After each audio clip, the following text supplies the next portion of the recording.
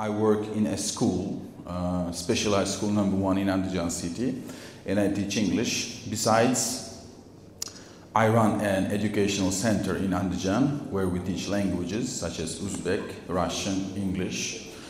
And sadly, I have to note that today my speech has very little to do with artificial intelligence. However, I will mention it in a couple of instances. So, the very first question arises, why should we study in the UK? Well, I started learning English at the innocent age of 10 in 1993. And of course, any boy or girl who starts learning English dreams about traveling to the countries where English is spoken. So in this way, England comes as a natural choice. Besides thinking financially, and in comparison with the United States of America, the UK is a much better choice, where education is like 3-4 times as cheap. So for, say, sentimental reasons or financial reasons, my choice was the UK. And another important thing about choosing the UK is the quality of education, because we know that top universities in the global ranking, such as Cambridge, Oxford, the University of Edinburgh, where I studied, are mentioned or recognized as one of the best universities in the world. And why Edinburgh?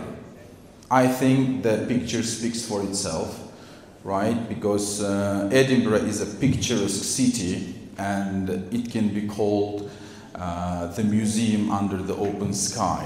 Those of you who have been to Edinburgh, I hope know that the landscape is fantastic, the skyline is fantastic, and everything about Edinburgh is fantastic. Besides, there is one very essential reason to study in Edinburgh, because you get an opportunity to wear a kilt. Right, that's me back in 2007, when I was much younger, etc. And why Edinburgh again? So, speaking about the opportunities which Edinburgh created for me as a student. First of all, I must mention the multicultural environment. The thing is that when I was in Edinburgh back in 2007, only there were a few students from Uzbekistan. So I had a bigger opportunity to interact with students from many other countries of the world. I have friends from China, I had friends from Switzerland, from the USA, etc. So it was a really multicultural environment where I learned a lot as well as contributed a lot. And University of Edinburgh is mentioned as one of the top universities of the world for a good reason, because it has wonderful research facilities. At those times, which is roughly 16, 17 years ago, the university had access to high-speed internet, and at that time in Andijan I was using dial-up with that irritating noise, right? Then the university has a library of 5 floors which accommodates 7 million volumes. So you could find literally any book you are interested in. And I myself wrote my master's dissertation on the historical novels written by Walter Scott, and I had access to the rarest copies which were owned by the university library. So I can say that the university can proudly boast about its research facilities. And in order to make your research even better, you could consult the best professors, and such research facilities as computer laboratories were as well at students' disposal. And of course, networking opportunities. As I lived in a student dormitory, I had friends from not only different countries, but also from different specialities. For example, now I have a friend from the USA who has become a playwright. And I have a friend from France who has become a photo model. She was a very beautiful girl, and she is still very beautiful. And sorry for that. And I still keep in touch with many of my former friends, former course mates. And yeah, this is a wonderful networking opportunity for an international student. So these are some of the views or episodes of my time at Edinburgh. There you can see in the first picture me with a beard and a skull cap. And the first guy with me is from Kyrgyzstan. He is still my friend. And the other two guys are from Uzbekistan. The second guy after me is Malik Mukhedinov. He is Tashkent-based economist. He was the national finalist in the same award contest last year. And this guy with her curly hair is Konstantin Shegay. He's a computer programmer. When I talked to him last time, he was working in Sweden. And there I am in Newcastle upon Tyne. And there I am with professors from the University of Edinburgh. And these professors invited me to give a talk about Uzbek enlightenment. You know that in the Middle Ages, our ancestors such as Ibn Sina, Biruni, they actually initiated Renaissance not only in Central Asia but in the whole globe, let's say, so in the Islamic world. So they were so much interested in Central Asian history and culture that they were kind enough to invite me to give a talk to them. So this was a collective photo after our meeting. And of course, when you go to Edinburgh, in August, there is an annual festival called Fringe Festival, or the Tattoo Festival. So if you happen to be in Great Britain, in Scotland, in August, please visit Edinburgh, because at that time, Edinburgh is full of parties and festivals and exhibitions and performances. So this is just a must-go place.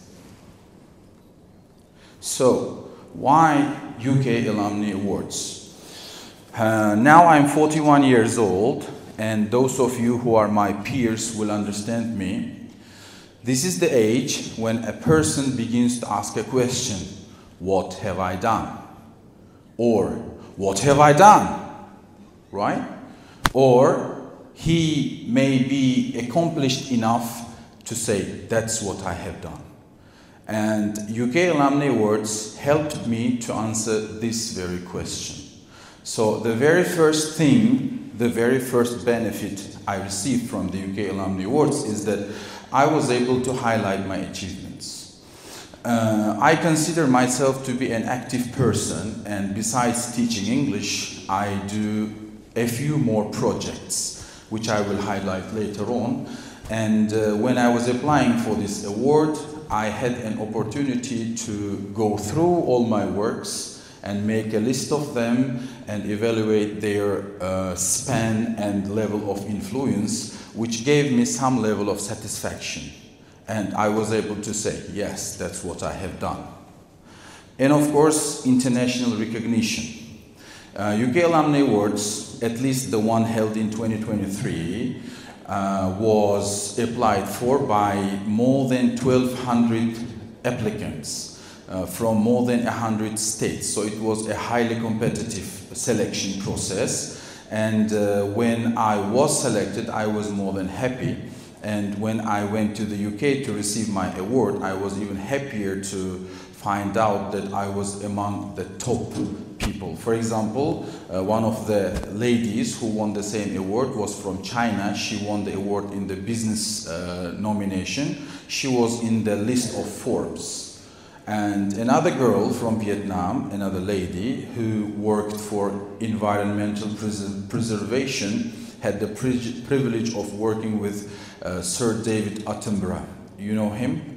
He is this biologist, right, who speaks about animals so interestingly. So these were such outstanding people. And of course, the international recognition which came with this was a very pleasant bonus indeed.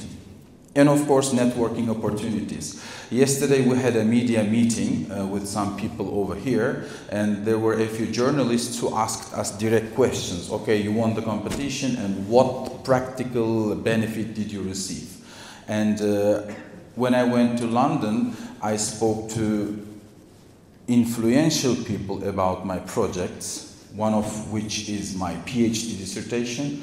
Another one is the book which I intend to write, and they expressed their readiness to cooperate, and we exchanged contacts. So I hope that our cooperation will bring some fruit in future.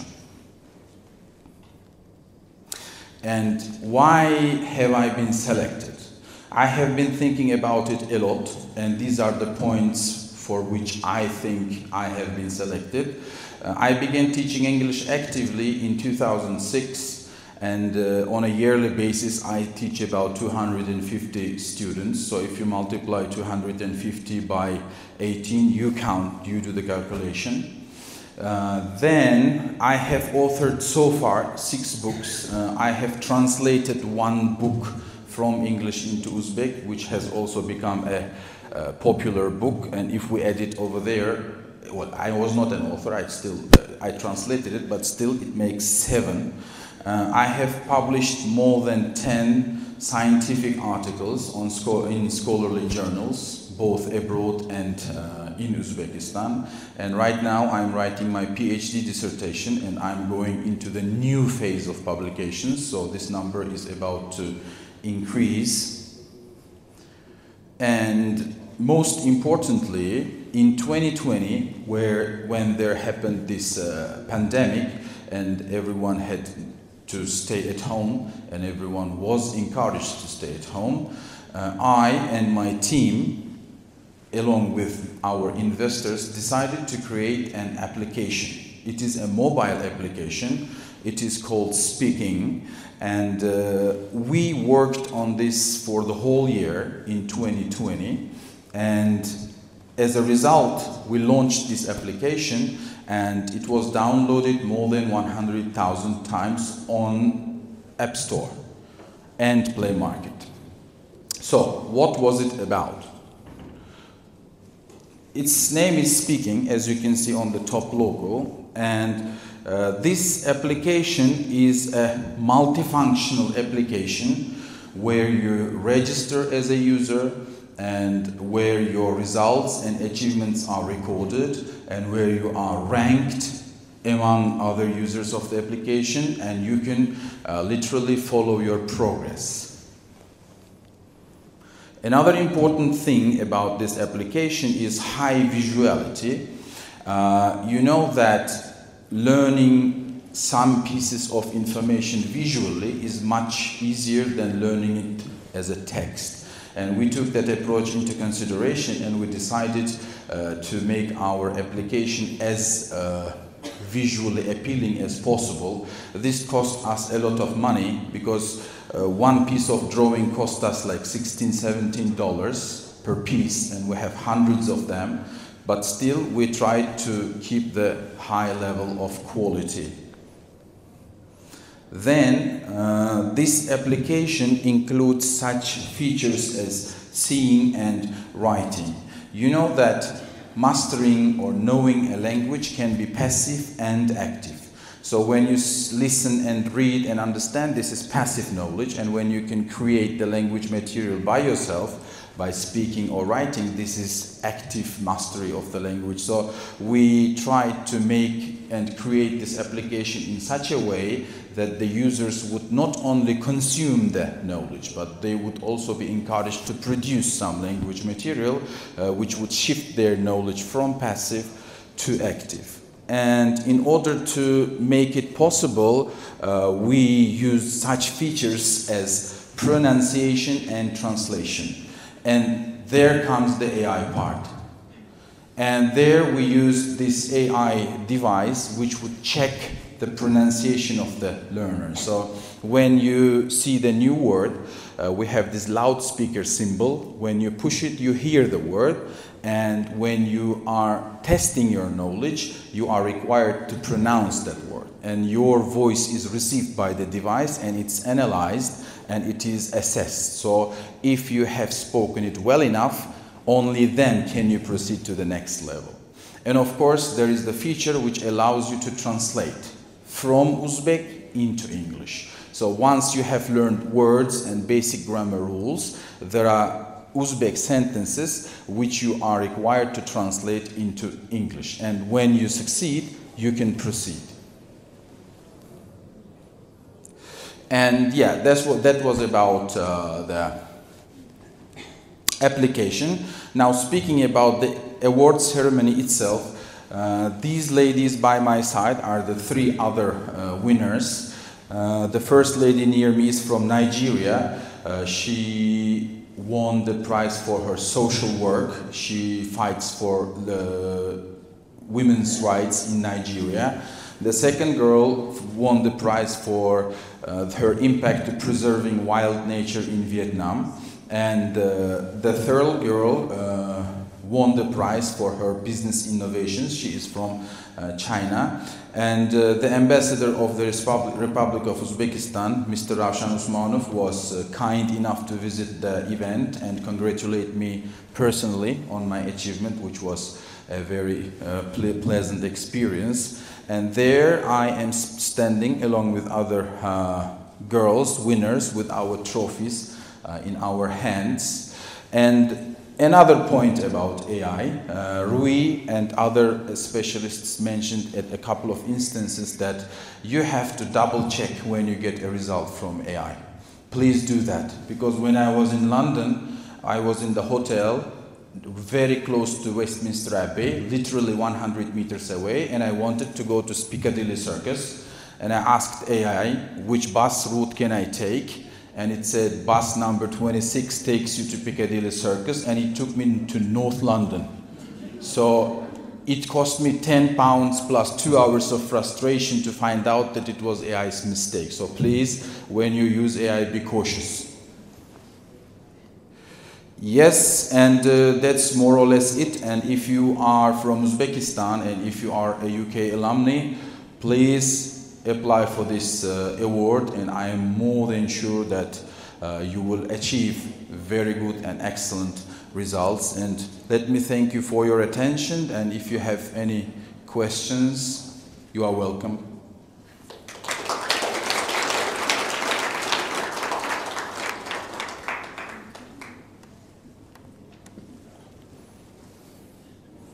Yes, please. Congratulations with our work. Thank you. Which category you won? Sorry. I won in the category called Creativity and Culture, or Culture and Creativity, which included many types of activities, but there I participated highlighting my teaching activity. Welcome. Yes, please. What tips can you share with us for future potential successful? Okay, good question. You know, at the award ceremony, everybody gives this small speech, right? And I also gave one, and there I mentioned a hadith by Prophet Muhammad ﷺ. So the hadith says that if you are planting a tree, and even if the judgment day begins at that instant, keep and plant it till the end. And I interpret it in my own way. And my way of interpreting is that when you are doing something good, especially if you are planting a tree and the doomsday kicks off, right? It's 100% sure that you will not know the result, right? You will not be there to know the result. So similarly, when you are doing something good, you may not be able to see the final result, or you may not be able to think or suppose the final result. So keep doing. Because in 1993, as I mentioned, I began to learn English. Then I had two choices, German and English, and my mother said, argumenting, please learn English because now we have become newly independent and we are going to import lots of stuff from abroad, so you will be able to read the labels on those goods. See what I mean? So in 1993, I didn't have the slightest notion that I would become a winner of such a prestigious award. So if you want to be successful, which is everyone's intention, choose what you are good at and keep doing. Just keep doing and results will come.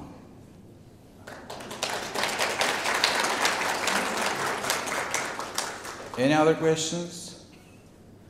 Yes, please. Yeah. So only people who studied abroad, like in the UK, physically can apply, or the people who are studying or finish the school, TD schools like in Westminster and other places can also apply? Yes, they can too.